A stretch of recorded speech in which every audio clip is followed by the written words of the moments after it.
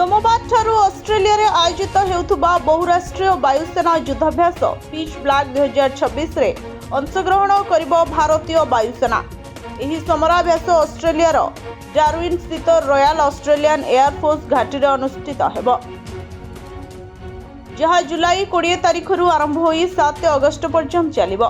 Pitch black युद्धाभ्यास को Australia वायुसेना रो सर्वबृहत बहुराष्ट्रीय वायुसेना समराभ्यास बोली विवेचना करा जाए, जहाँ प्रति 2 वर्ष रे थरे अनुष्ठित होइथाय। एही युद्धाभ्यासर एक बड़ अंश रात्रिकालीन उड़ाण एवं युद्ध उपरे ध्यान देउथबारु एहाकु पिच ब्लैक नाम दिया जायछे।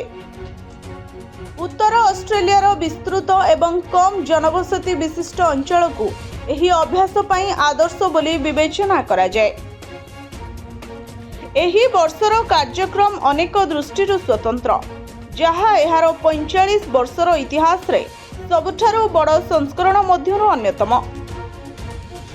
अनेक देशर बहु संख्यक वायुसेना एथिरे अंशग्रहण करुछन्ते।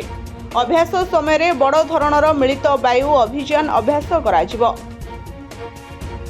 एही अभ्यास पई भारतीय वायुसेना दल मध्य संपूर्ण प्रस्तुत होई सारिछे।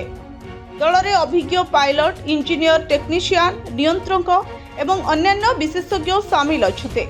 एही समराभ्यास रे भारतीय वायुसेना एहार राफेल लढुआ विमान व्यवहार करिबो। राफेल युद्ध विमान को भारतीय वायुसेनार सबुठारु आधुनिक लढुआ जेट भाबरे विवेचना करा जाए। एही समराभ्यासर लक्ष्य हेउछि विभिन्न देशर वायुसेना मध्यरे समन्वय वृद्धि करिबा, मिलित कार्य पई क्षमता को आहुरी मजबूत करिबा मध्य एहार प्रमुख उद्देश्य।